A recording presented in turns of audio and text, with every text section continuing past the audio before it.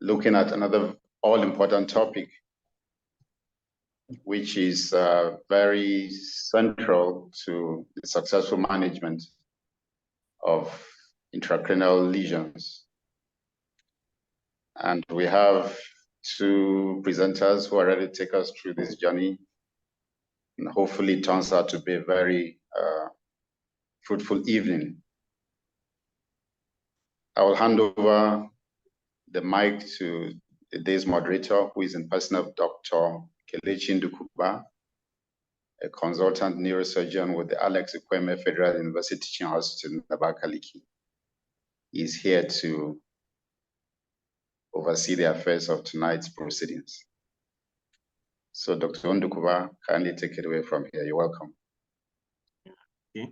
Good evening, my senior colleagues and colleagues. Today is another webinar, and we'll be discussing infratentorial approaches.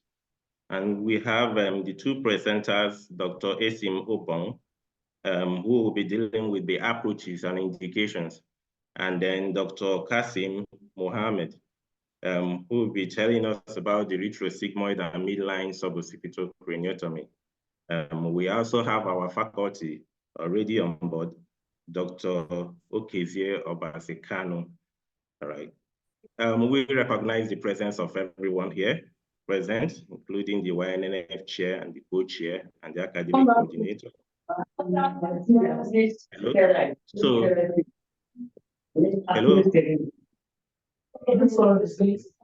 Without wasting much time, we'll have to go ahead with the presentation, and each presenter will have 25 minutes for his presentation.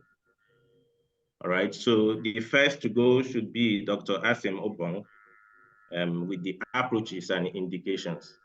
Please, go ahead. Senior colleagues, and younger colleagues, today, as part of our academic presentation, approaches, relevant anatomy, the approaches, and the indications, while my second colleague will take the second part. As a word of introduction,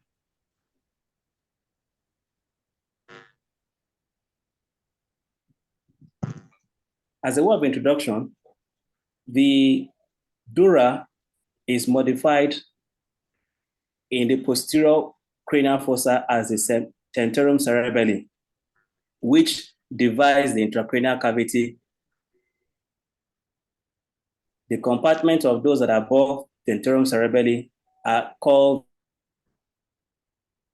and those that lie below the tentorium cerebelli as the infratentorial fossa. We focus on lesions and approaches to lesions. The infratentorial fossa is also, and this part of the intracranial cavity is key structures that are essential for survival and are also some of these structures that are found in the infratentorial cavity are these multiple cranial nerves, nuclei, that subserve various functions and supply various structures parts of the body.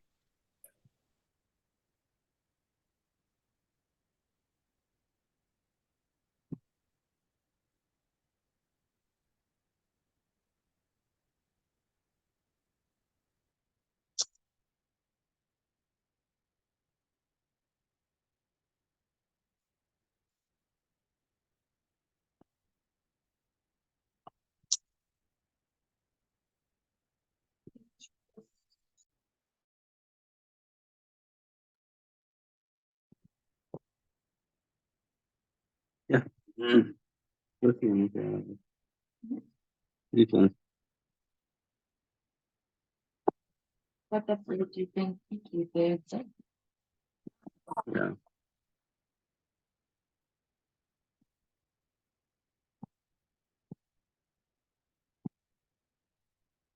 Ada meeting apa?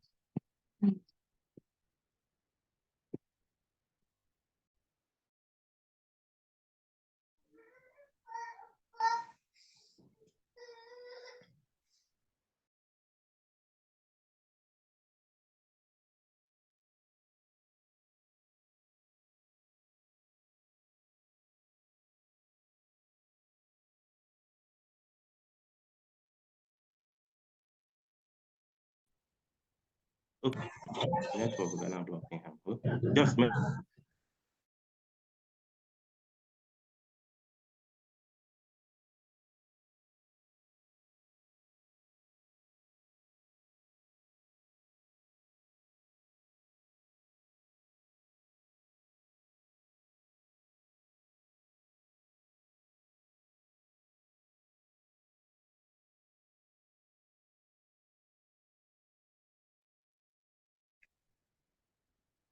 Apologies, it appears our presenters have dropped off inadvertently, probably due to network issues.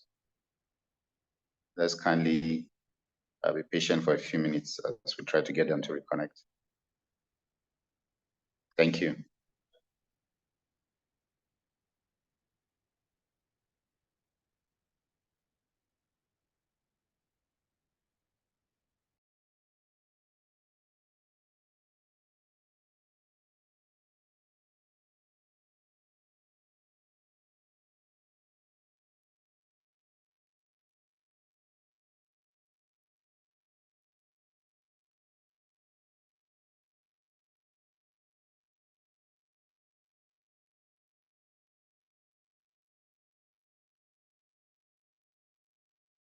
seems the presenter is having some network challenges. Let's just exercise a little patience, please. Dr. Bakwa, could you kindly help reach out? I hope they're not presenting them to themselves over there, so they can be aware that. Yes, I want to deeply apologize for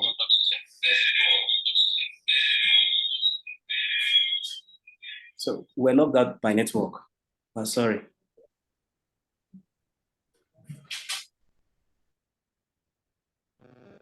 No, I don't share the screen. Where? Yeah. Have you shared the screen? No.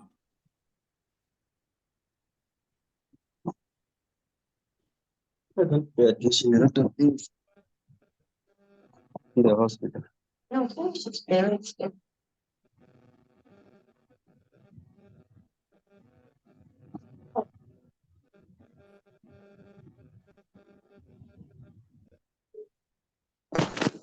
It's not shared. It's Yeah, you can.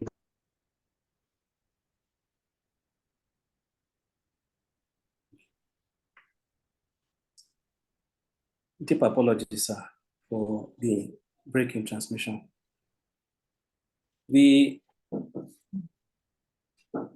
infratentorial region is bounded anteriorly by the clivus and the petrous temporal bone, anteriorly and inferiorly, and then laterally, posteriorly by the squamous part of the occipital bone, and then superiorly by the tentorium cerebelli. The various approaches we'll be discussing today will include the retrosigmoid suboccipital approach, the midline suboccipital approach, in which we'll be discussing the transvermian, the talovelar, and then the supracerebellar infratentorial approach, and then the extreme lateral posterior approach. And the anatomy of these various approaches, I'll be starting with the relevant anatomy skin. During the retrosigmoid approach, it is advisable during skin incision to do a superficial skin incision ab initio. And the reason is to identify two key nerves the greater auricular nerve and the lesser occipital nerve, which runs inferiorly and posteriorly from the posterior border of. Found out that injury to this nerve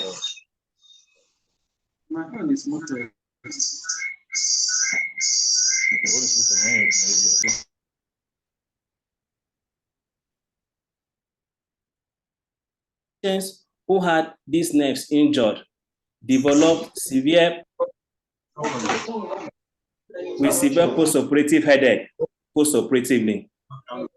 And then it's also been found out that these nerves can come in handy. I need to get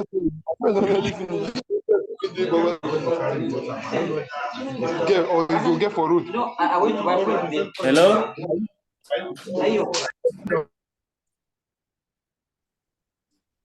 And these nerves can also come in handy when cranial nerves during the retrosigmoid approach are injured, as these nerves could be used as autologous graft. Another important structure during this procedure is during the reflection of the inferior capitis oblique muscle. An aberrant branch of the underneath it. And so it is important that surgeons undertaking this procedure pay attention in order to prevent a branch of the vertebral artery that runs underneath the inferior oblique capitis. Some bony landmarks have also been identified that safely help with the retrosigmoid approach in ensuring safety and in also ensuring good access using the retrosigmoid approach. What also called the ilion, which is the most prominent part of the occipital bone posteriorly. It's been found out that the sinus lies 2 finger breadth above the external occipital protuberance. And so during surgery, care must be taken not to place a borehole above to the external, to the transverse sinus. It has also been found out that the tentorium, the posterior limit of the tentorium cerebelli, lies at the level of the ilion. And is another important bony landmark that is key in the retrosigmoid approach. The temporal line is a line that is drawn on the superior limit of the zygomatic arch, has been found to confer with the floor of the middle cranial fossa. Yes, I agree with you. The posterior margin of the mastoid, which can bone posteriorly, and then the posterior confers the posterior margin for patients who have lesions that from the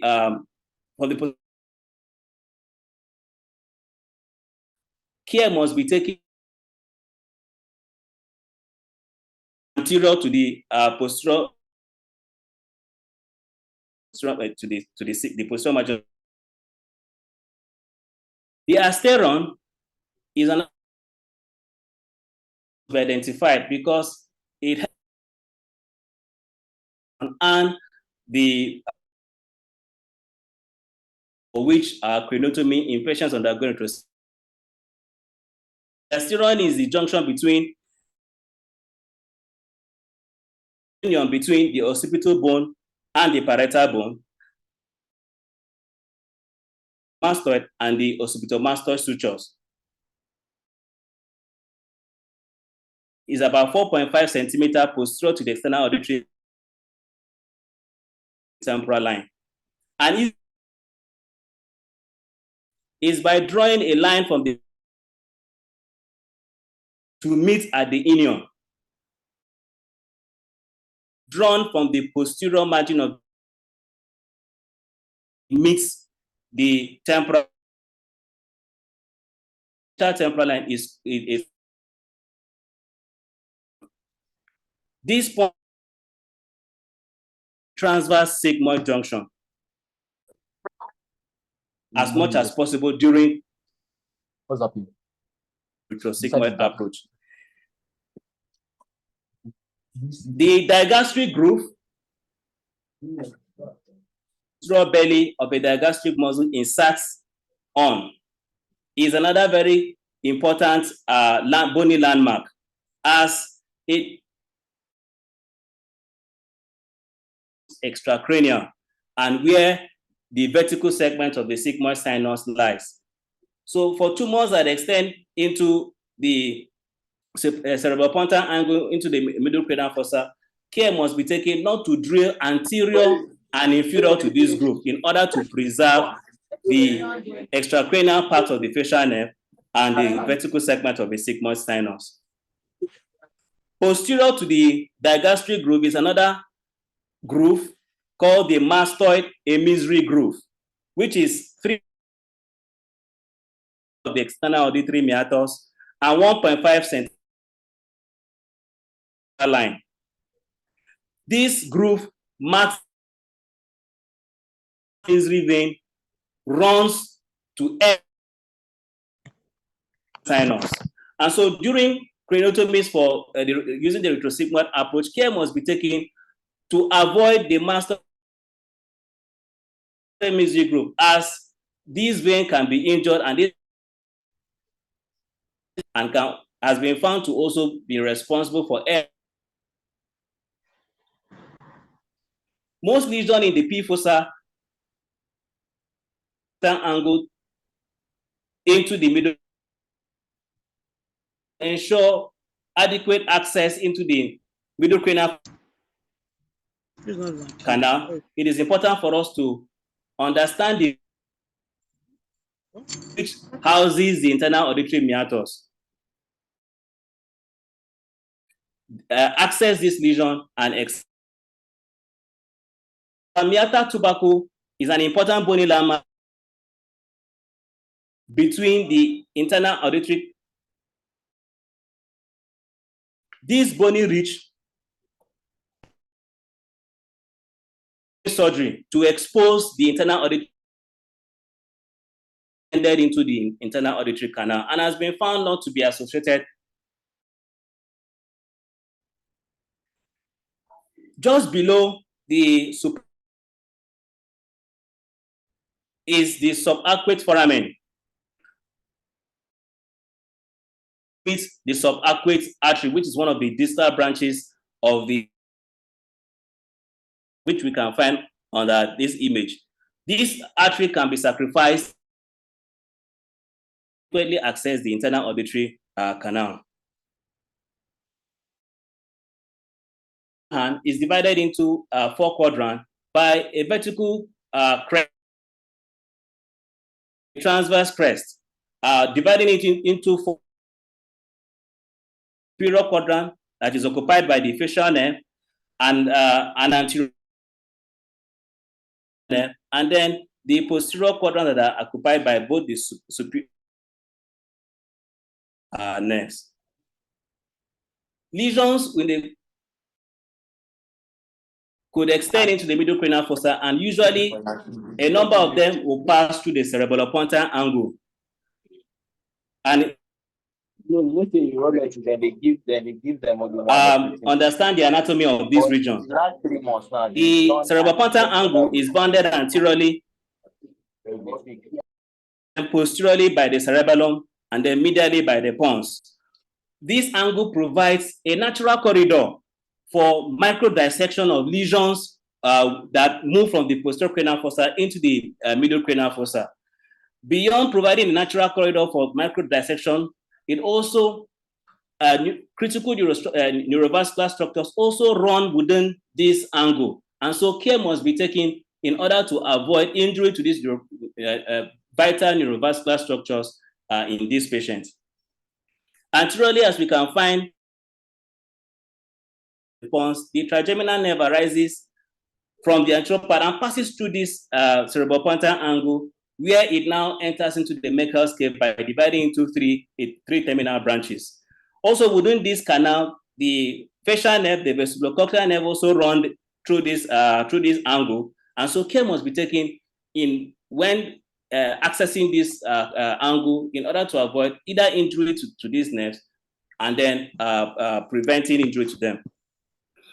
The cerebral pointer angle offers a very large subarachnoid space, which provides a natural corridor for microdissection for lesions that occur in this angle. The subarachnoid space is divided into two systems by a lateral pontomedullary membrane. The upper one is called the cerebellopontine system, which is bounded superiorly by the ambient system. And within the ambient system is the trochlear nerve. So dissection around here, one must be careful not to go too superior in order to avoid injury to the trochlear nerve, which lies in the ambient system. Below, medial to the cerebral pointer angle also is a prepontal system where the basilar artery runs within this system.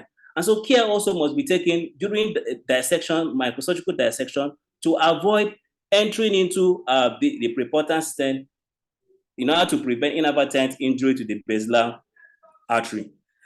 On the other hand, the cerebellopontine system, which lies inferior to it, also is key.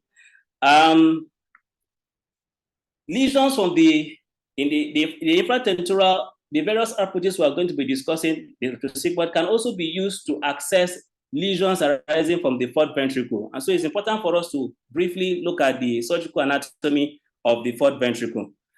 The fourth ventricle has various parts, has a roof, has the lateral recess, and has the floor.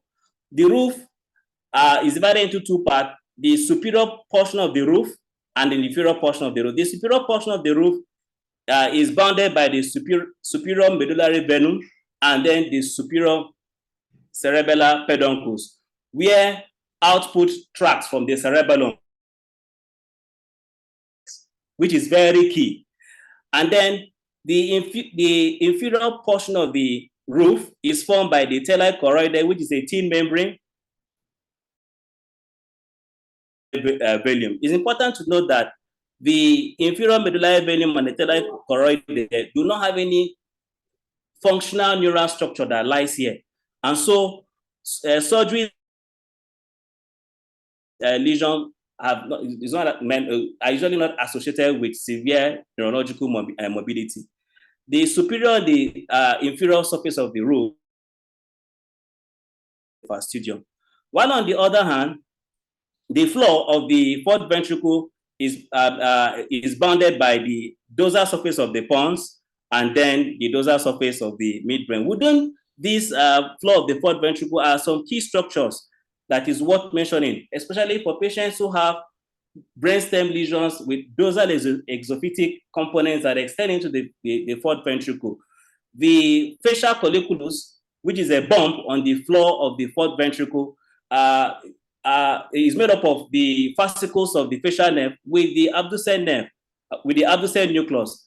This bump is very key during surgeries involving the floor of the fourth ventricle, which will be seen as we go ahead. For midline suboccipital approach, which is the second approach, there are certain key structures that must be noted in the surgical anatomy. The first on the skin is that the incisions are made on a midline because the midline provides the median raphe, which is a relatively avascular plane and is able to reduce the amount bleeding during skin incision. Beyond that, also the median raphe provides a tough fibrous band, which also helps with wound closure following surgery. Beyond that, also the idiom which we had mentioned earlier on also comes to bear here. In craniotomies, laying of a borehole must be below the inion because of the transverse sinus, which lies 2 finger breadth above the inion. And so when placing our borehole, our borehole should be placed below the inion and away from the midline.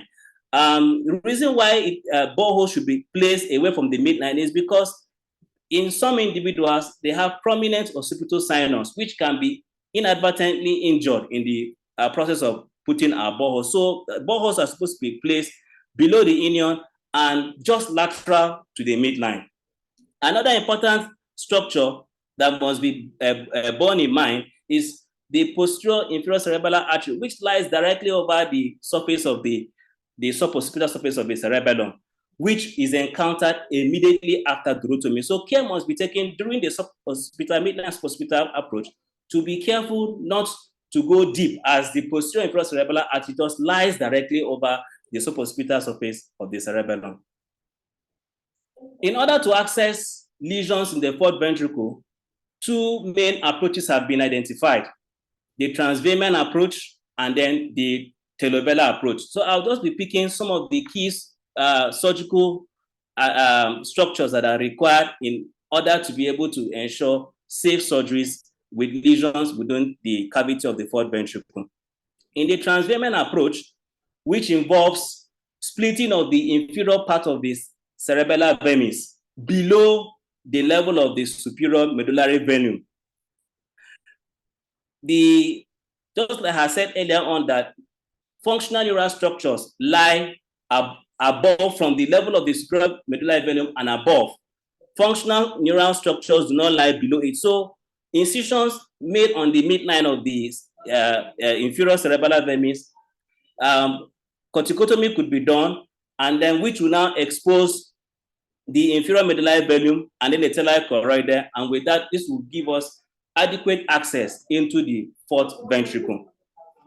The advantage of this, but one key thing is to make sure we don't go above the superior medullary vein, because the fibers that run from the dentate nucleus to the thalamus and the cortex run within the superior cerebellar peduncles, which lies close to the superior medullary vein. So all incisions should be done below the level of the superior medullary vein to avoid injury to this very important tract, which observes equilibrium and speech, as we shall see as we go ahead. The deep into the cerebral hemisphere are deep nuclei, the dentate nucleus. So following incision on the cerebellar vermis, it is important to be cautious not to apply firm retraction laterally, and the aim is to avoid bilateral injury to the dentate nucleus, as we shall see as we go ahead. So the advantage of this method, of this approach, is that it provides a wider access to the cavity of the fourth ventricle, and then for lesions that are rostrally placed, it also provides adequate access to them when compared to the telobellar approach. But unfortunately, one of the disadvantages of this approach is that we could inadvertently injure the dentate nucleus, and these patients might present with cerebellar mutism. They could also inadvertently injure the fibers that run within the superior cerebellar peduncle, the dentothalamocortical fibers, and this can also give rise to disequilibrium and ataxia. And then we could also injure the superior medullary vein, and this can lead to inferior venian syndrome. The second approach to the fourth ventricle that can also give access is the telobellar approach, and this approach utilizes the cerebellomedullary fissure, which can which gives a natural corridor without any neural structure into the fourth ventricle. The cerebellomedullary fissure can be assessed by dividing the tonsillo-uvular fissure, which is a fissure between the uvula and the tonsils, and also separating the tonsillo-medullary fissure. This gives direct access into the cerebellomedullary fissure, which then takes us to the inferior medullary vein and then the thallic choroidea and into the floor of the cavity of this approach is that since there are no critical neural structures as against the transvermal approach, the risk of neural injury is reduced. The risk of syndrome, cerebral mutism is also reduced. And it also provides adequate access to the lateral recess of the fourth ventricle. But the challenges with this approach is that for lesions that are very huge, that extends to the contralateral side, it might be very difficult to be able to access those lesions adequately in narrowed corridor. The floor of the fourth ventricle, as I mentioned earlier, is formed by the pons, the dorsal surface of the pons, and the medulla. And key structures that lie within those. For patients who present with brainstem lesions that extend into the fourth ventricle, dorsal occipital lesions, care must be taken in excising those dorsal occipital lesions. And some safe entry zones have been identified. The first one is called the suprafacial triangle, which is bounded medially by the medial longitudinal fasciculus, and then the base is formed by the facial colliculus, and then the lateral border is by the superior cerebellar peduncle. And so this triangle is zone to excise dorsally occipital lesions that have found their way into the floor of the infrafacial triangle that is bounded medially by the medial longitudinal fasciculus. The base is formed by the stria medullaris, and then the lateral border is formed by the facial colliculus. So these triangles have been found to provide safe entry zones in order to excise dorsal occipital lesions. Another approach is the supracerebellar tentorial approach, which provides a natural corridor to the pineal region. This is bounded superiorly by the tentorial surface of the cerebellum and the tentorium. It provides a relatively vascular plane with which lesions around the pineal region can be approached and accessed. What are the indications?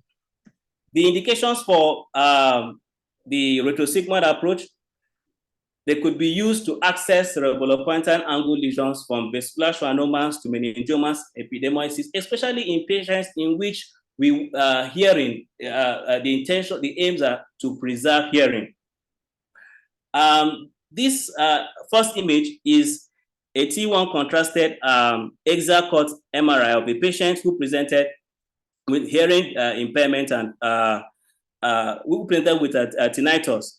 What we can find here is a heterogeneous contrast enhanced lesion around the cerebellopointine angle with extension into the internal acoustic meatus, giving it the ice cream in cone appearance. This is the coronal view of that same patient, which we can find that heterogeneous contrast enhancing lesion around the cerebellopointine angle. This patient had a retrosigmoid approach with excision of this lesion done. With similar symptoms, what we find here is a T1 axial contrasted image, which shows a lesion, a avidly contrasting mass with the cerebellopointine angle. And on the other hand is the CT, which we can find destructive changes.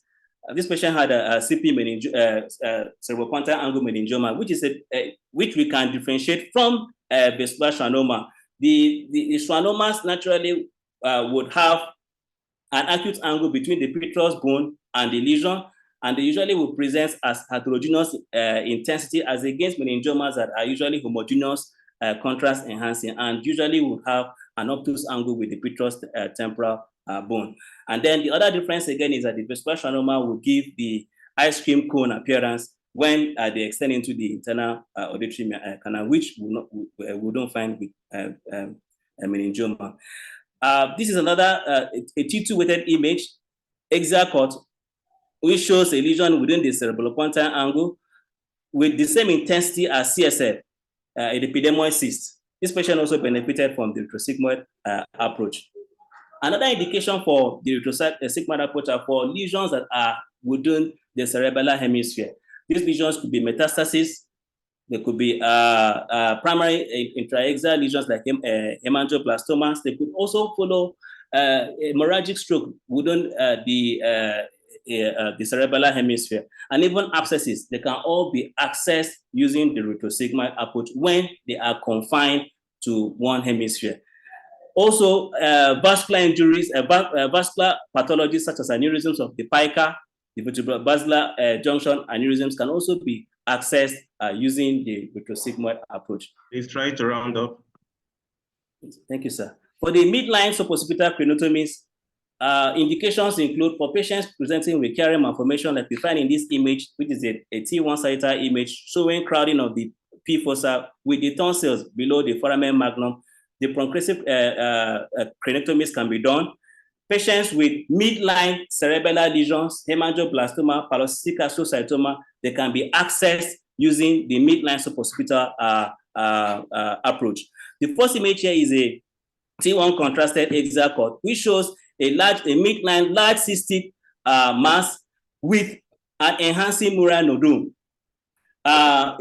Looking at and then this other image also shows a lesion arising from the roof of the fourth ventricle, extending into the fourth ventricle, medulloblastoma. These lesions can be also accessed using the midline suboccipital approach. Metastasis that goes to the mid portion of the cerebellum can also be accessed using the midline suboccipital approach. And then for the supracerebellar infratentorial pineal region tumors also can also these are lesions that can be accessed.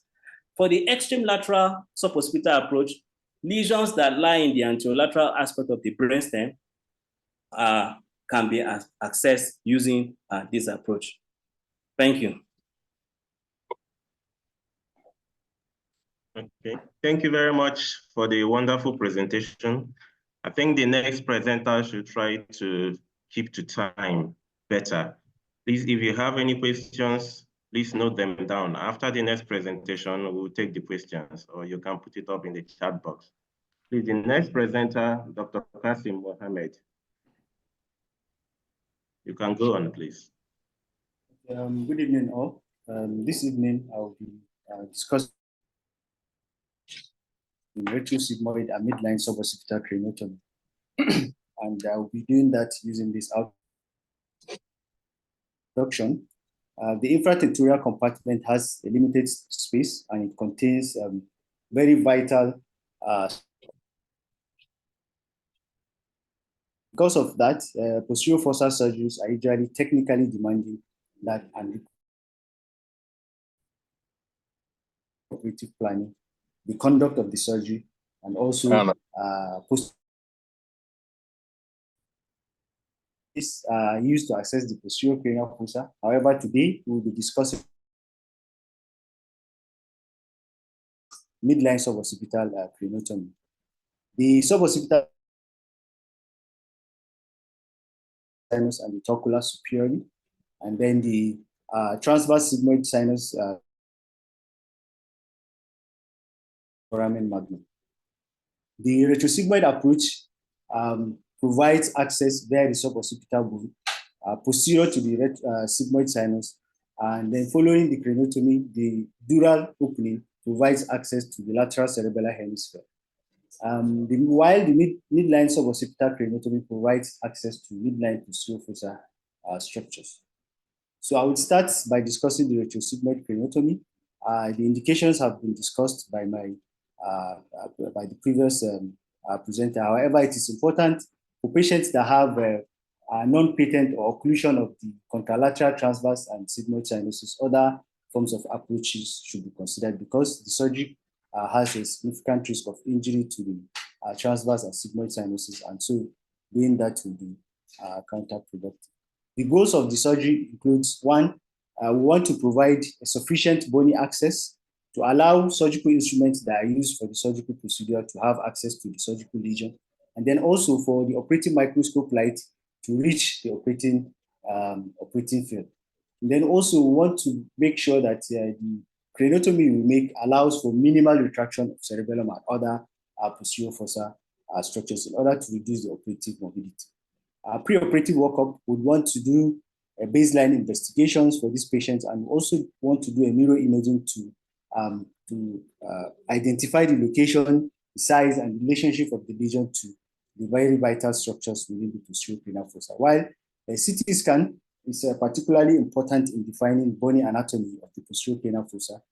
In some patients, we want to do a venography to identify those that have abnormal dural venous sinus anatomy in order to fashion or to tailor our craniotomy in order to provide safety for these patients.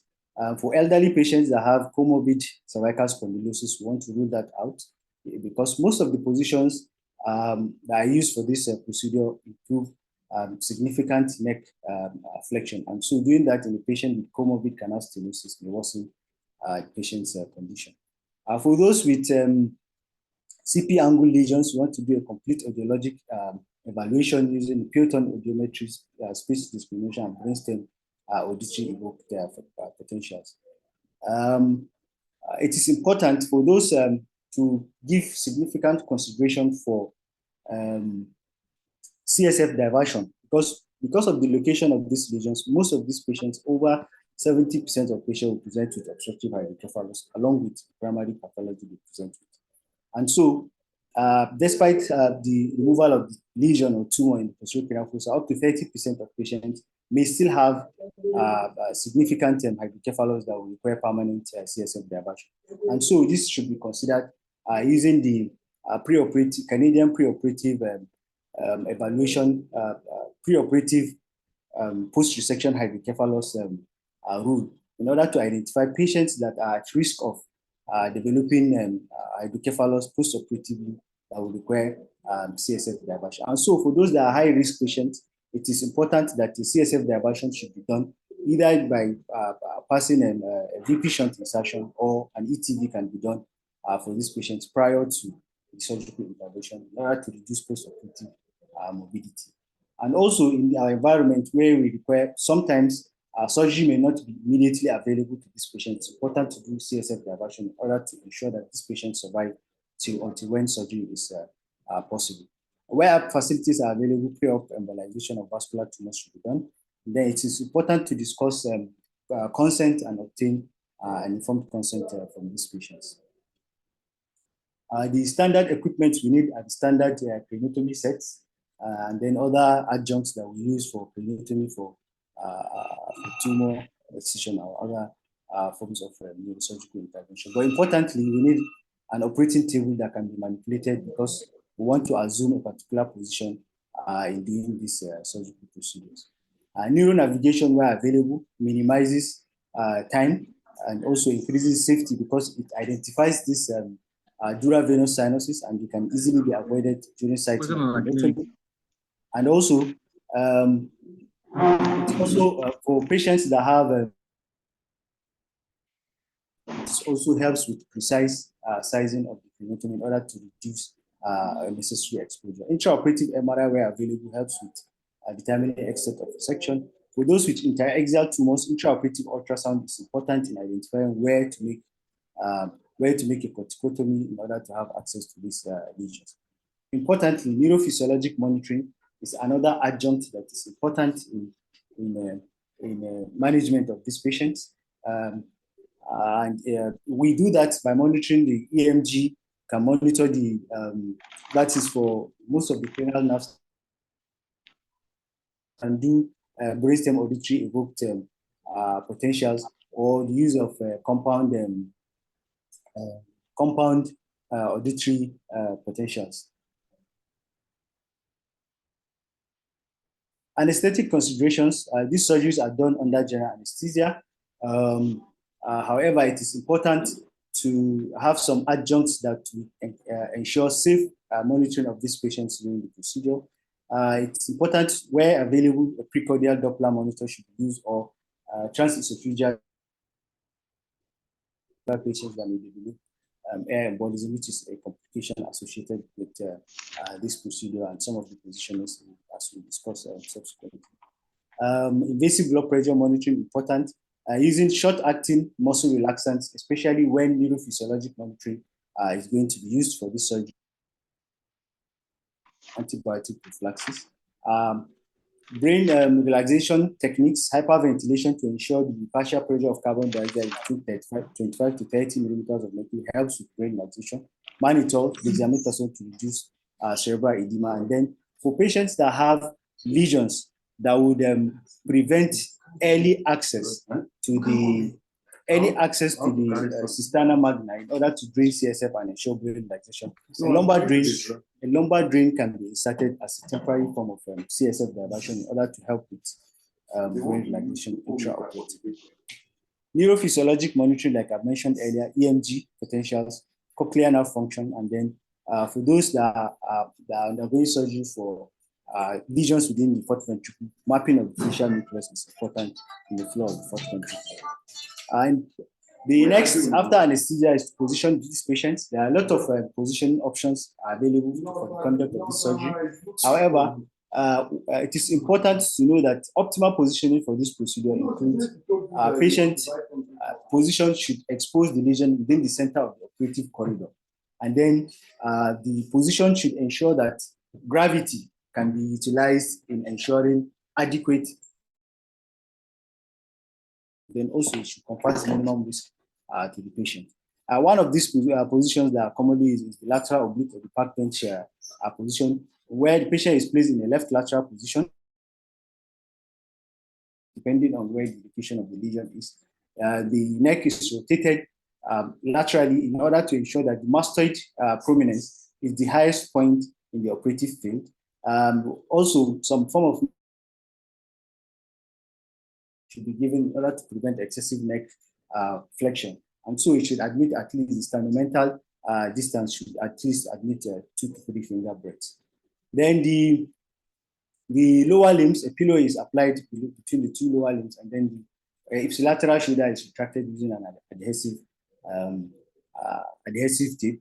And then an auxiliary or a shoulder support is applied over the chest in order to support the neck. The idea behind this position is to prevent abnormal positioning of the neck and to minimize venous congestion and improve venous drainage, and also to reduce post-operative neck pain. However, this positioning, as we can of effort in achieving this, and so we have other alternatives available procedures. The next position is the prone position. Prone position is easy, it's simple. It's usually used mostly in children where a midline suboccipital craniotomy is planned. And so the only limitation for this prone position is that the fact that one, it may compromise breathing if adequate bolsters are not used to free the chest and the abdominal cavity. And then also there is limited view of the, especially if an infratentorial cerebral approach is used. There is usually a limited view of this of the surgical corridor. So a modification of the supine position is the Concord position, where patient is put in the reverse and the lumbar position, and then the thoracic cavity is elevated about 20 degrees above the level of the head. This ensures more tilting of the neck and improves the surgical access. Supine position is also another alternative, where a patient is placed in supine position with the shoulder roll and the head is rotated to the contralateral side. It is very simple and easy to perform. Then the other position, sitting position, is another position that can be done for accessing the posterior cranial fossa. The patient is placed in a sitting position or a semi-sitting position, and then the head is Mayfield clamp is applied to support the head. The arms are put on the abdominal cavity in order to reduce traction on the brachial plexus, and then the legs are elevated a little bit in order to ensure adequate venous drainage, and intermittent pneumatic compression devices are applied to reduce venous flow. The advantage of this position is the fact that the effect of gravity helps in cerebral retraction, reduces venous pooling, and reducing intraoperative bleeding. And then also CSF pooling within the operative field is reduced in this patient.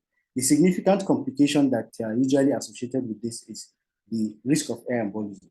Air embolism is common in this position because there is a reduction in the venous pressure as a result of peripheral venous pooling because of the dependent position that the leg is usually positioned, because the chest and the thoracic cavity are usually above the level of the legs. So because of the reduction in venous pressure, and then it occurs when there is opening of non-collapsible veins like diploid veins or dural venous sinuses that do not have smooth muscle that will help in contraction following opening of these vessels. And so because of that differential pressure, there is usually risk of air embolism in this patient. So it is important when this position is assumed, this invasive monitoring or very extensive monitoring in order to identify the presence of air embolism should be instituted, and then also precautions should be taken by ensuring adequate hemostasis. Diploid veins should be plugged with bone wax in order to prevent this incident from happening. Also, because of the location of cervical, it has been reported that some patients have cervical myelopathy as a result of this. And it has been proposed that because of reduction in cerebral cord perfusion, because of this positioning, and then also the flexion that is associated with it. So prolonged flexion with reduction in blood flow has been proposed to be risk of developing cervical myelopathy. This is a typical theater setup for this procedures. Implementation of the anesthetist, the surgical nurse, and the assistant. It is important before the commencement of this procedure, consideration should be made for placement of an external ventricular drain, and this is usually done by located about 6 centimeters above the inion and about 3 to 4 centimeters away from the midline. It is important because patients tend to develop postoperative hydrocephalus. An external ventricular drainage can be inserted at the end of the procedure, or it can be used to ensure adequate brain relaxation during dissection. The surgical incision, options for surgical incision can be a linear incision, can be a curvilinear, or can be a C-shaped incision. Patients that have very small lesions that are less than 2.5 centimeters, or for other procedures with adequate extensive brain retraction. And so this incision is usually made lesions. The advantage of the curvilinear, the inverted U and the C-shaped incision is the fact that the flap is reflected from the surface to the operative field is reduced. And so patients that have had these linear incisions, the surgeon's instrument has to pass through the whole depth of the reaching the operative field. The C-shaped incision is usually made about 2 centimeters above the pinna size of the craniotomy, and then it ends curved posteriorly to end below the tip of the mastoid process. And then also this is what I was trying to explain. For patients that had a linear incision, these instruments have to pass through the cap before they reach the operative incision. The scalp has been retracted away from the operative field, and so the length is usually reduced as a result of that. The next is to do a craniotomy. We start by placing a borehole, usually at the heart or a hinter or the possible location of the transverse sigmoid junction. Following that, we fashion out our craniotomy. The anterior limit usually is the occipitomastoid suture, and then depending on, so that usually determines the size of the bone flap that we are to remove. However, in most cases, about 3 to 4 centimeters of the bone hole is huge tumors, especially CP angle tumors that want to do an extended retrosigmoid approach. Drilling of the mastoid bone, full length of the sigmoid sinus, and also the transverse sinus. Surgical access and reduce brainstem, and so in doing that, we use borehole, a diamond bore, to thin out complete the craniotomy. Importantly, we need to plug also the diploid veins in order to prevent air embolism and post-op. This is a post-operative CT scan to show us the extent of craniotomy. As we can see, and then the craniotomy should extend into the mastoid air cells. And following craniotomy, we want to do a durotomy. Durotomy can be done in two ways: a curvilinear incision or a craniotomy. The durotomy should be done carefully in such a way that about a cuff of prior to or before the sigmoid and the transverse sinuses, in order to ensure adequate view and also to prevent injury to these vessels. This is an operative picture showing patients that have had a cruciate as opposed to the curvilinear. Subsequent steps depends on the type of they are undergoing retrosigmoid approach for excision, meningioma, so CPR of the cerebellum gives access to that, and then those that are undergoing determines the subsequent steps that are involved. Following completion, copiously irrigate the operating room so that bone dust is removed from the operative field. And subsequent patient may develop severe headache and watertight duroplasty should be done, where you can use augmentation by using a pericranial graft, or importantly, the edges of the duroplasty when available in order to ensure the mastoid cavity, then adipose fat to plug the also to the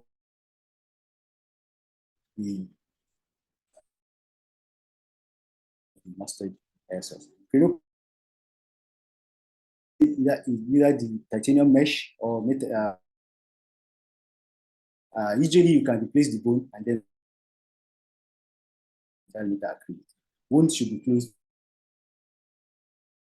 watertight closure of the wound.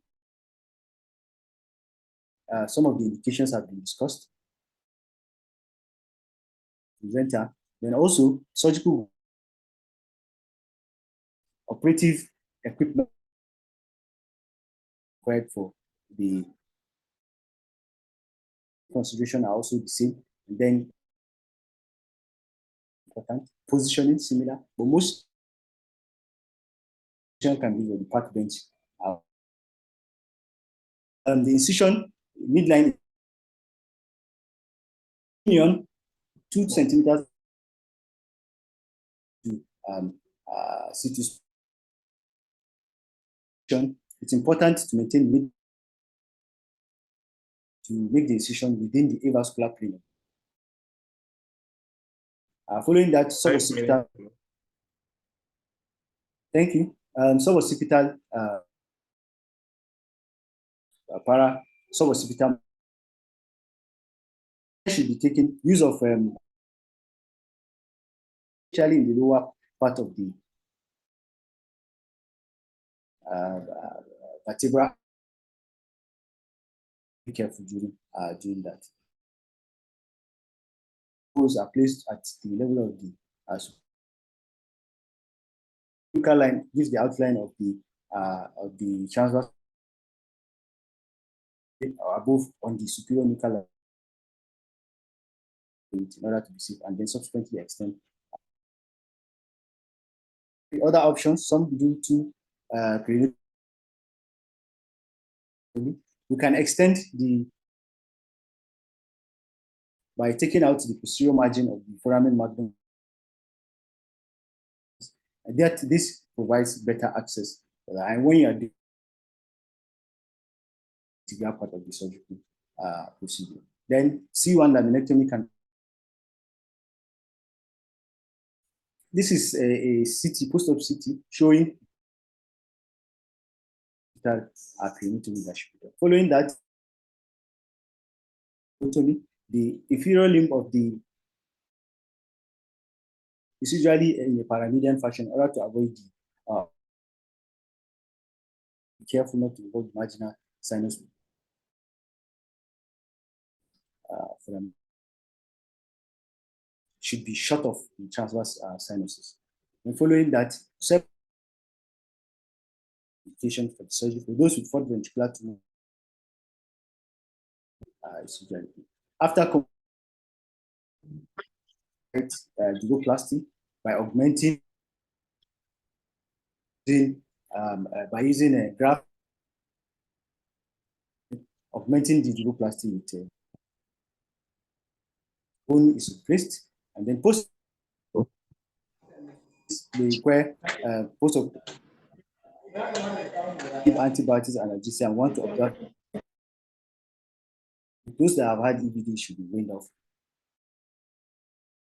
Complications that can arise, which can lead to subsequent dual venous, and then also from prolonged cerebellar injury and also injury to other cranial nerves.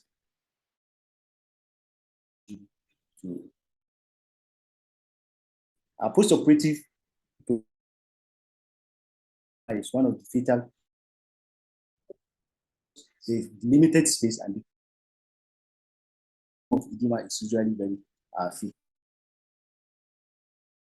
Retraction and also to ensure adequate suboccipital pseudomeningeal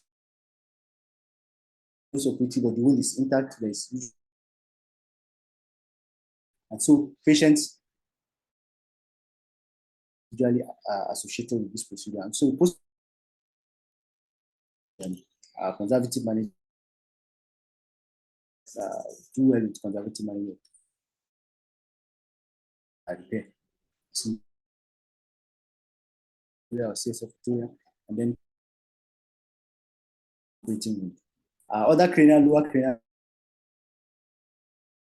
we can have a patient with in conclusion, craniotomies provide cranial fossa. It is important for fossa in order for us to conduct this surgery. Variable complication can still occur despite important post-operative care should be prescribed. These complications and manage them accordingly. Thank you. All right, thank you, Dr. Kasim Mohammed, for that wonderful presentation, and most importantly, keeping to the time. So I don't know whether we have questions. I haven't seen any question on the chat box. So please, if you do have any question for the presenters, please do ask. Raise your hand, please.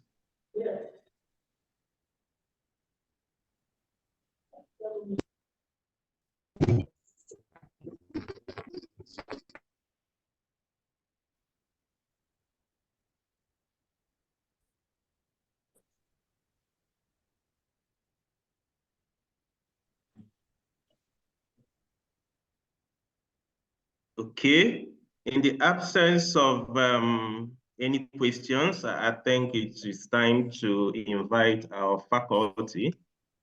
Our faculty today is a well-known, very senior colleague and a mentor, Dr. Okezie Kano, an honorary consultant neurosurgeon and residency instructor at the Lagos University Teaching Hospital, Diaraba, and also an associate professor of neurosurgery at the University of Lagos College of Medicine. He has co-authored over 60 publications covering various aspects of neurosurgery. Please, may we invite our faculty today, Dr. Okezie Kano, to the floor to talk to us. Sir, please, you're welcome. Please, you have the floor now, sir.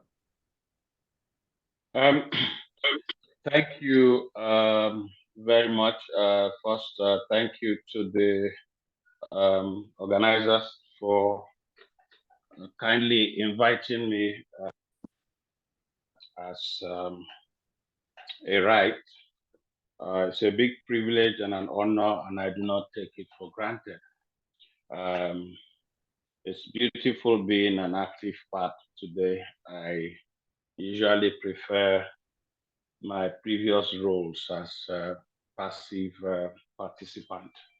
I hope that everyone can hear me. I have, listened to the presenters and beautiful jobs. And if we had space for clapping, I would have said we should unmute. But some people were already unmuted and we were hearing noise at their backgrounds as if they are in a party or something. That is something we have to look into, Chairperson.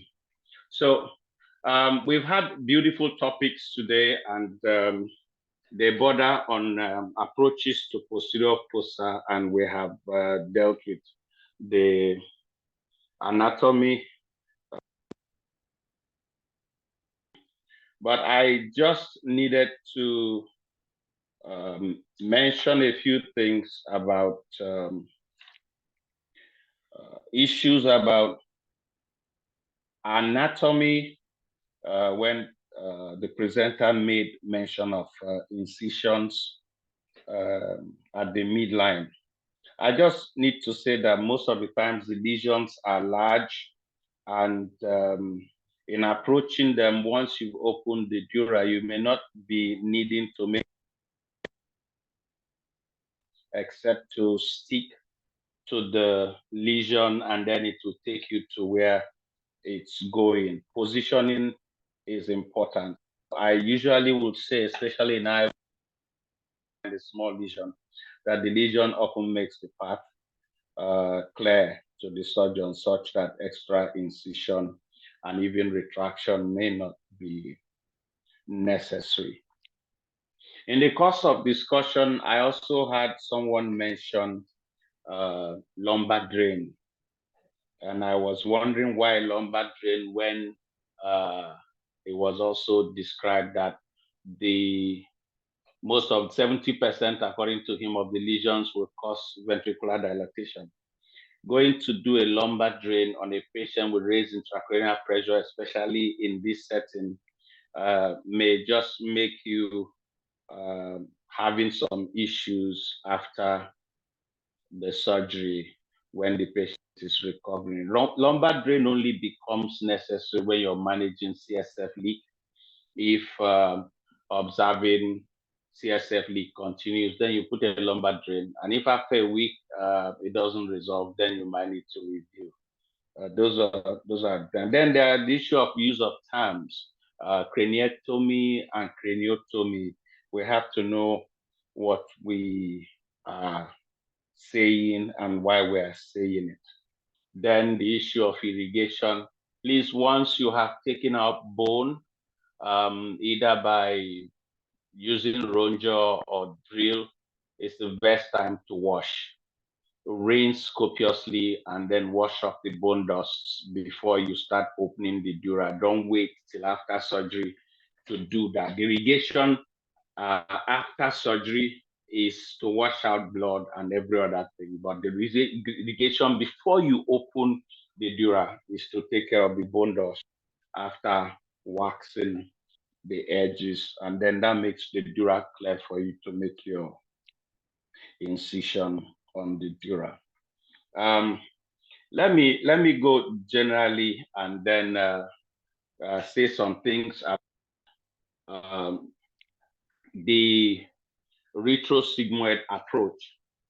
The first thing I need us to understand is that a retrosigmoid approach, which is often called retrosigmoid paracerebellar approach, is a versatile approach and is comparative to the pterional approach in the middle fossa, because pterional approach is a workhorse and it has a lot of modifications. The same way, retrosigmoid approach has a lot of modifications, and you can take that from the top to the bottom. Far lateral approach and even transcondylar approaches are considered modifications of the retrosigmoid approach. And then, of course, there is the riser approach, which is the retrosigmoid intradural suprameatal approach to the middle fossa. That is the opposite of the Kawase's middle fossa to posterior fossa, and we should take note of those modifications. As a matter of fact, riser is now called RISTA after they have sat down to review, and they now call it retrosigmoid intradural supracerebellar suprameatal transtemporal approach, and that describes all the structures involved and the patterns that they need to. RISA was introduced in 1983 or thereabout by the SAMI group, and that's for lesions in the posterior fossa with extension into the middle cranial fossa. That's basically. Retrosigmoid is a versatile approach, and that is the same thing as when you say lateral suboccipital craniotomy. Again, I need to mention here that in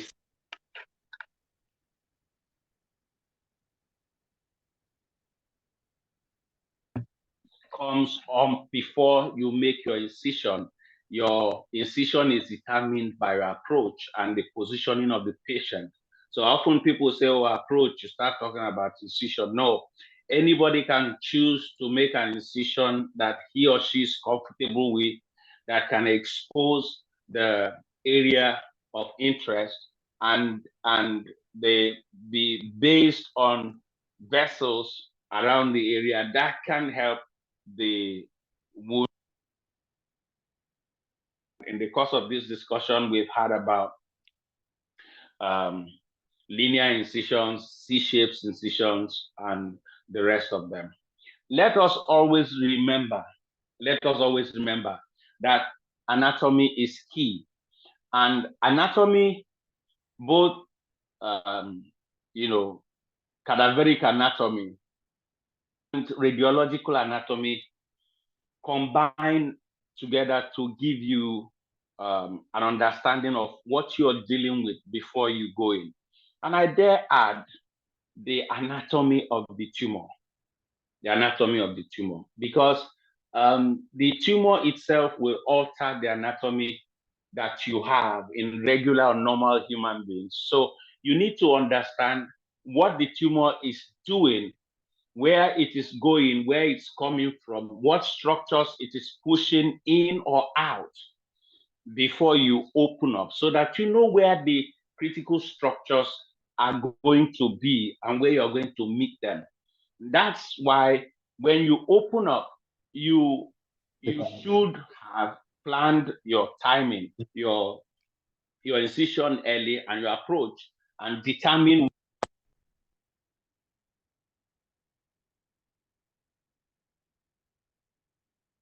much on positioning, because in our environment, positioning is based on your experience, and it's also skull-based lesions, skull-based surgeries based on your experience of the team, and what you have available for you in terms of technology and what you can do. I don't think that in our environment, anybody will go try in sitting position just because you think, yeah, you want to try it. Even in other climes, people don't do that. You cannot, you don't have a transoccipital electro or the EEG that is in place to help you determine embolism is taking place early, in addition to all the somatosensory evoked potentials that we have talked about, the electromyography of the lower cranial nerves and all that. So sitting position requires its own head holders. And if you don't have those, don't bother. Mayfield, the regular Mayfield, is good enough to help you either achieve a park bench or a supine position with a lateral tilting of the head, which is usually what most people will do. I dare say that some of us who are hybrid between the old and the new can comfortably get our surgeries done, whether there is a Mayfield or not. The head ring is there and some pillows, you tilt the patient to where you want and then get your job done. So positioning, I'm not pushing for that, but you must understand that positioning is important. As much as possible, do things that you need to do. When you get into the, when you make your incision, we've talked about landmarks. Those landmarks are important. Now, two ways you open the dura. Some can open the dura just parallel to the transverse sigmoid, you know, and then flap it down, or you do a cruciate that is based on sigmoid, based on the transverse, and you're able to open that up. One thing I have to mention here is what we have to bear in mind in the era of minimalization and miniaturization, and where you want to make a minimal incision and do what you want to do. It's always good to have an open mind. I said once during one of the lectures I was giving that we are victims of our trainings. But when you have the opportunity of, you know, having 2-3 masters, you are able to adapt what you need, the situation that you have.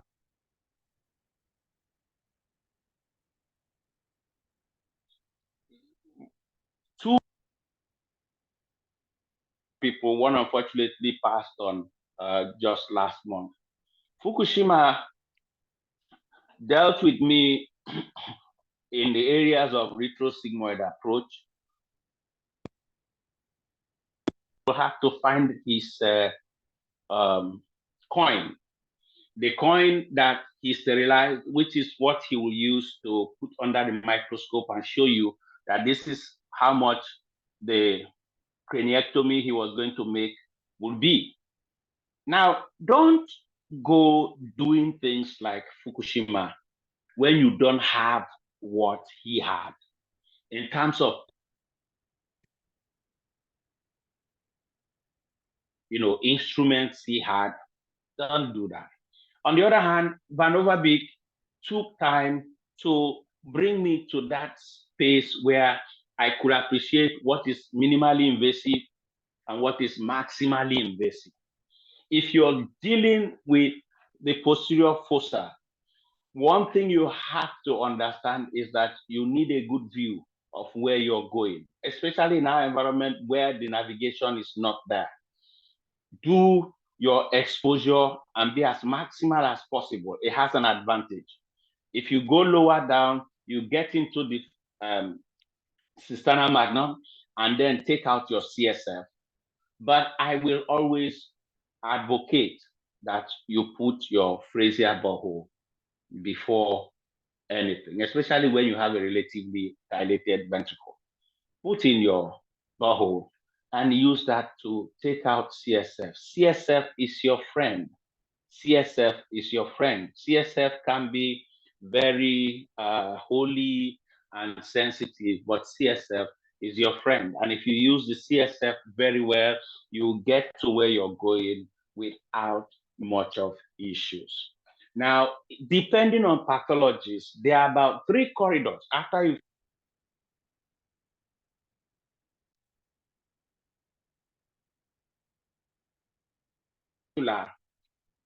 in space, especially when you don't have the head holder, halo, or whatever you want to use to hold them, and then you put that in the hand of an assistant and tell him to retract for you. That's going to be a problem for that brain and for you. So if you take out adequate CSF, the brain will relax and fall back. If you position the patient well such that gravity will help the cerebellum, if you take out adequate CSF so that the brain relaxes, you will see your lesion And with good lighting and magnification, you will get to do most of what you need to do without further retraction.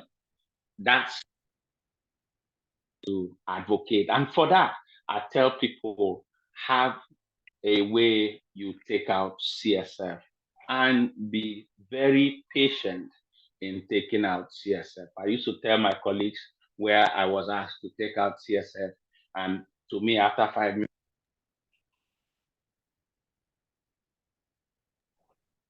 and he said, first thing he said to me, you are impatient. That day I learned patience.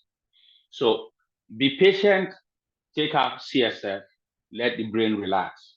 If you're not putting a retractor, post-op edema will be very minimal, and you can get your patient out as soon as possible.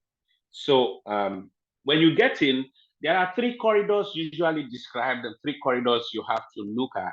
Your first corridor is the corridor above the 5th nerve. That takes you to the tentorium area and the whatever is close to the infratentorial zone. Now, the good thing about that corridor is because the 5th nerve is very, very strong, and you cannot push it around. Usually rare with the 5th. So you can stay within that corridor, access the lesion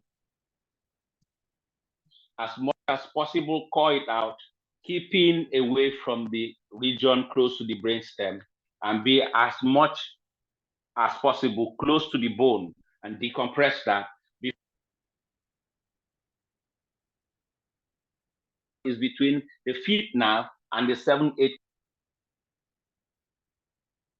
That after decompressing, you may the basilar artery, often encased in the lesion. You take your time to free that, and mostly after you have taken much of the tumor before you start finding the 6th nerve. That's why sometimes it's usually damaged. Again, I have to say that the suprameatal tubercle, when it is large, becomes a hindrance to you. At this point, you may want to drill that edge out so that you give yourself extra 2 to 3 millimeters of space to walk. The 3rd corridor is between the 7-8 complex and the lower cranial nerves. And often, because the corridors are tinier, you must have done majority of the work up there, and then you use your forceps, either Gerald or angled bipolar tips. That I'm not just talking about the bayonets, of course, we use that, but there are bayonets that have angled tips that you can use at the same time while you're burning cut, and also pick the tumors in piecemeal fashion and get them out. It's important that we avoid injuries to these lower cranial nerves, because that's what will give you problem when you come out, and very important that we take note of those. In rounding up, I do not want to take much of your time.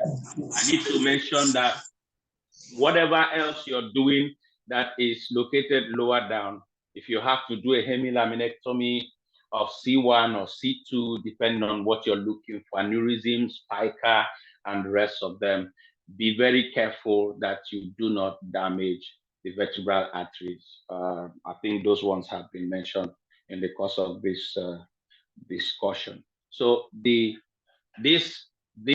paracerebellar retrosigmoid approach is versatile. It can walk you through to wherever. Be as maximal as possible at your early stages, and you can begin to reduce your space for whatever you need. You are not in competition with anybody that you want to say, oh, my incision is smaller than yours, or I do it better than you. Calm down. Somebody has been doing it before we got here. All right. Be safe with your patient and be safe with those around you. If it's wide enough, even your assistant will be able to appreciate what you're doing. And when you need help, you get it. But if it's very minimal,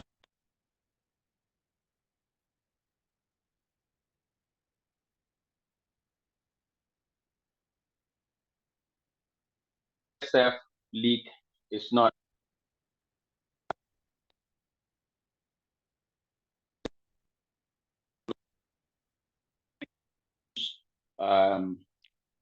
incisions that are on the dura that are cruciate or Y-shaped is because they want to, as much as possible, not be finding themselves running stitches close to the sigmoid and lateral sinuses. So they put incisions there. But if you're under magnification and you can, make your incision in such a way that you're able to give yourself good view and at the same time have good closure.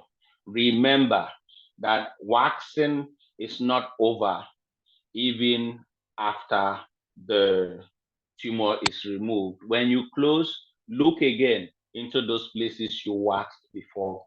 Wax them again properly and then remove extra bit of bone wax and close properly. If you're having leak in the early stage, remember that there is fat and you can get that fat and muscle anywhere and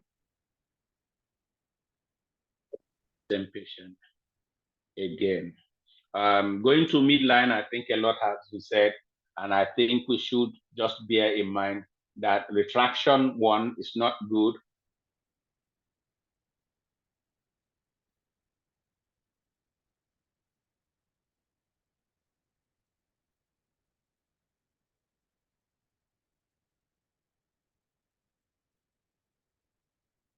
And then if you use patties, put patties to guide you so that while you're taking, you're able to peel.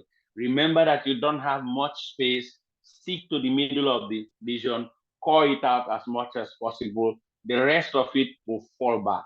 And when you have given enough space, the next thing that will happen is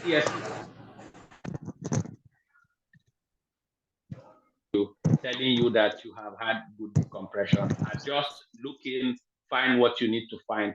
Take care of hemostasis, very important. Take care of hemostasis, and then drains are useful, use them. When you don't need them, it's okay. But if you put them, know when to remove them and know how to apply them. I think basically these are issues here. Complications we have to be aware of are the fact that you could damage the transverse sinus or sigmoid sinus, or even the transverse sigmoid junction during craniotomy, so be careful. Cerebellar lacerations occur when we use a lot.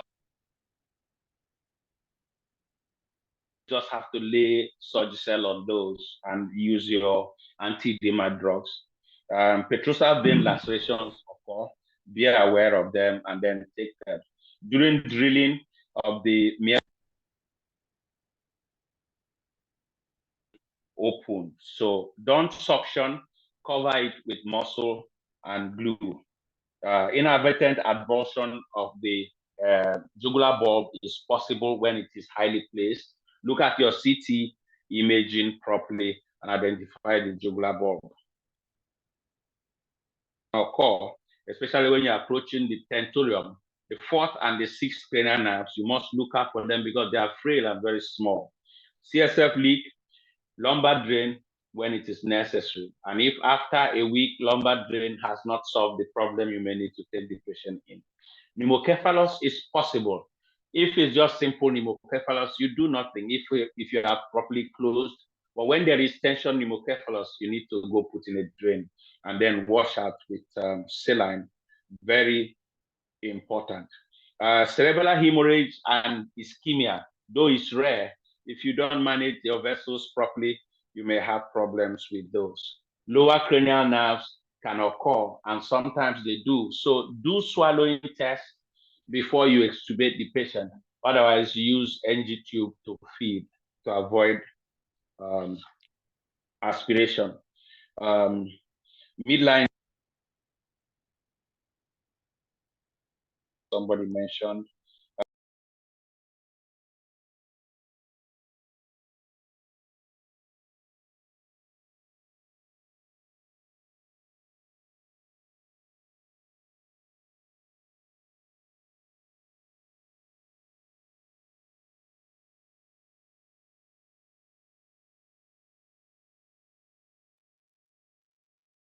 Was I unmuted?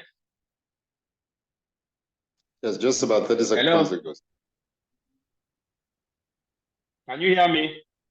Yes, we can, sir. Yes, go ahead, sir, please. Sir, can you hear me? Yes, sir, we can hear you now. I think. Okay. So so the CSF rhinorrhea thing should be sorted out. By and large, that's what my very humble contribution to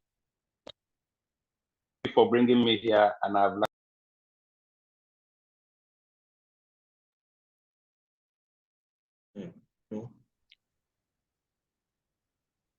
Hello.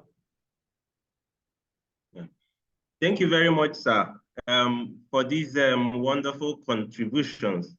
Very powerful stuff from you, sir. I believe your contributions have added so much to our body of knowledge, even for those preparing for exams and for those that are already practicing. Thank you very much once again, sir. I believe we have other very senior colleagues around that may want to make one or two comments or contributions. Please indicate if you have any contribution to make or any comment to make.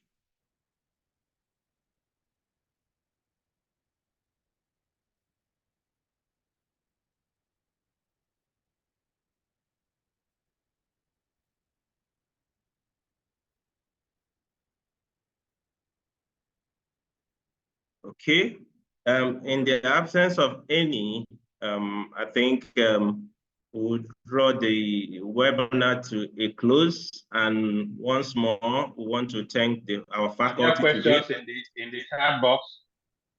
No, there are no questions in the chat box. I've checked the chat box. No questions, sir. Maybe our discussion less than much. Please, if you have any question, please. Okay, Dr. Kui, please. You have the floor, sir. Dr. Kunodolo. Okay. Okay, his question is on vertebral artery injury. Okay. All right. Vertebral artery injury is dangerous. I think that the best thing to do is to avoid it, because the moment is damaged, except you down and then start repairing with you know, size 7, 8, or 10 sutures. Some have advocated using some tiny tubes with heparin and connecting them together to see if you can maintain. But if it's partially avulsed, you may want to attempt suturing or just put. You should know at that point that ischemia is you're looking at, and you may have to start planning to deal with that as much as it goes, and what follows after that. Edema will also be an issue. That's for vascular injuries. So if you're dissecting, the moment you start going down towards the foramen magnum and you know this is where you're going, you want to look out. You want to look out for the vertebra, especially when it comes into contact with C1, and identify it early and make sure that you protect it. Otherwise, if you damage it, right now, I don't have an answer for you. Beyond what I've said. Thank you, sir. There are other questions on the chat box. How do you avoid and manage cerebellar swelling? Cerebellar swelling, you avoid and manage it by starting to avoid it. And that's why I said, as much as possible, keep away the spatula. Keep away the spatula. The second way to avoid it is to do things that will help you not to retract much, and that is taking out CSF. If you put a phrasial borehole and then you drain CSF, or you come to the foramen magnum and take out as much CSF as possible, the brain will relax, edema will be less, and you go ahead and do your work. Mannitol is there, and dexamethasone is available. But because of my personal experiences and encounters wherein the work, sometimes we had issues, I've had to methylprednisolone. And for those ones that you really have to manage with edema, you will have to give for relatively long time. Just like when you do cystic lesions, dermoid, and the rest of them, and you want to give steroid for a long time to prevent aseptic meningitis, you also want to give steroid for a relatively longer time. But if you're giving steroid for a long time, please make sure you protect the gastric mucosa and give proton pump inhibitors to ensure that you don't have a problem lower down while you're trying to solve the problem up here. So cerebral edema is it's better avoided, and the best way to avoid it is to make sure that the brain is relaxed before you go in. Do not rush. I used to tell my colleagues, when you get in, have a good time, relax, watch where you're going, and do what you have to do. Vanova B could say, let's take time and shake hands with the tumor and let us know whether the tumor is oppressing the neighborhood, or the neighborhood is having some misunderstanding with the tumor that we need to settle some conflict before you start going. So that helps you to define your area, your workflow, and keep away from brainstem, keep away from cerebellum as much as possible, and let those ones be the last part you go after while you're dealing with your lesions. That way, you're most likely going to avoid much of swelling. If swelling comes at you, you may not finish your lesion, lesionectomy, especially if your access is very small and you don't have a way to remove CSF. But if you take time and have the cerebellum relaxed and you've taken CSF, that's your first step. Follow it up with anti-edema drugs. You will manage cerebellar edema very well, and then get the patient out. Next question. Right. Thank you very much, sir. Thank you very much, sir. We'll still have one more question. Craniotomy versus craniectomy, the pros and cons. So like I said earlier on, okay, there are some people who are not interested in our discussion, and I think they should just mute themselves so that we'll be able to talk to one another, because their voices and the background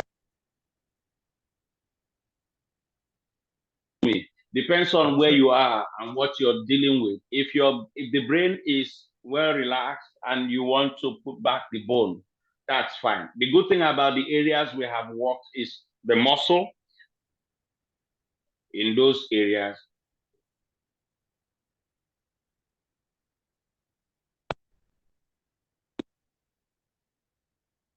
Problem if you don't put in anything there. If you close your dura muscle or fat over there and close the muscle, close the dura well, make sure there's no CSF, do what you have to do, you let it be. It's not going to cause any deformity. In the midline, the muscles are even richer, and hardly do we go these things. You just let it be. Pseudo meningocele that here hardly comes up except when the dura is not properly closed. So putting back the bone may add additional layer of pressure for a patient.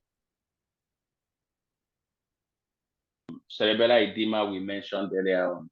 I'd rather let the bone out and take care of this patient, let the patient recover well. If the patient feels that, well, I feel a defect, I want to do something about it, we can go back and do that, but at least the patient will be alive.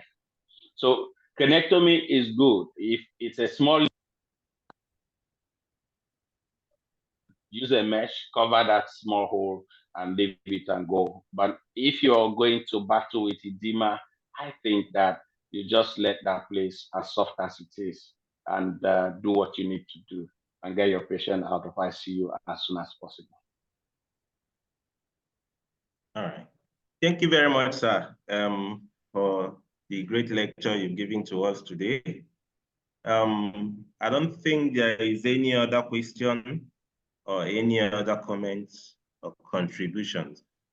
So once more, we want to really thank you, sir, for making our time to be part of our webinar today and for the great lecture you've given us. We also want to thank the presenters for their wonderful presentations, right? So with this, I want to thank also everybody here present for making our time to be part of this and making it a success. And the coordinator also, we want to thank you. So now we're bringing this to a close, and I have to hand over to the YNNF chair. Thank you very much, sir. Oh, thank you for having me here. I didn't give a lecture. I was only privileged to be part of the discussion. We are grateful to the lecturers themselves. Thank you. I think Dr. Ndukova has said it all. We are really privileged. You know, what we often go looking for outside is available with us back home. And I think one of the benefits, one of the pluses of the YNNF webinars is they've given us the opportunity to interface with our trainers, our senior faculty more closely, and to appreciate what is happening back home, and to also be inspired by them to aspire to, you know, to attain the heights they've attained, and possibly enlarge the territory, enlarge the scope of what we are doing back home. So a very big thank you to you once again, sir, to the presenters. And indeed, our international members who were able to attend, other senior faculty like Dr. Yusuf Salman, Dr. Danjuma Saleh who were around, Dr. Okuno Dudu, Dr. Oji, indeed, Dr. Onya. Thank you to all international attendees whom we may not be able to recognize, and all YNNF members and associates.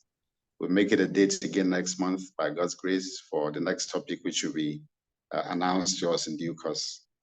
Do have a very pleasant evening and a wonderful weekend ahead. Bye-bye, everybody.